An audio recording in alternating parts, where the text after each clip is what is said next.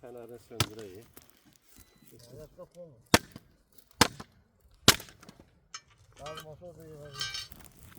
Maşında da güzel yapıyor. Ben görüm o işleri.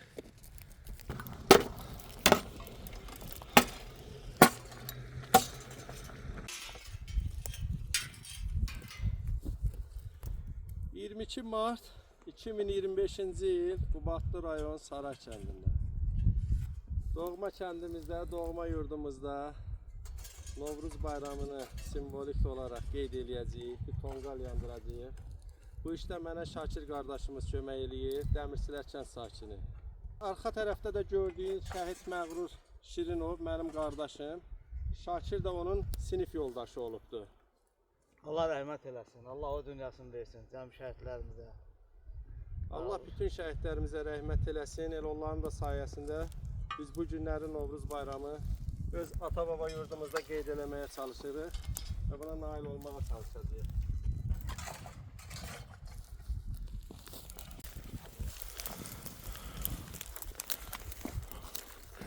Əlin qorun ağrımasın qardaş, çox sağ ol.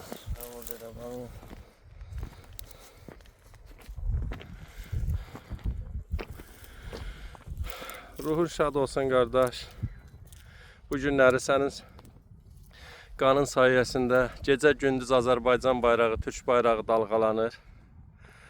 Bugün də biz doğma yurdumuzda Novruz ocağı yandıracağıq, tonqalı qalayacağıq.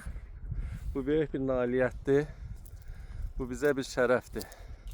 Bayraqlarımız gör nə gözəl dalğalanır. Daimi olsun bayraqlarımız.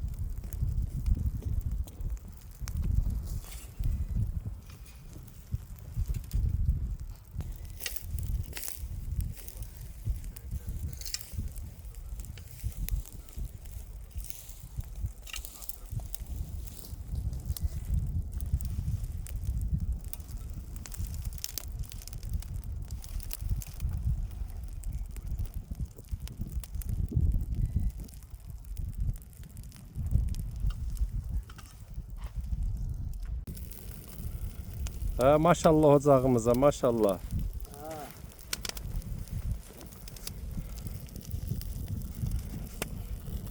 Şəhidlərimizin ruhları şad olur bugünkü gündə.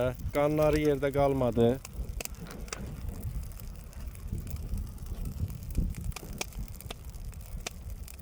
Bugünkü gün uğrunda şəhid olduqları torpaqlarda artıq Novruz tonqalı qalanır.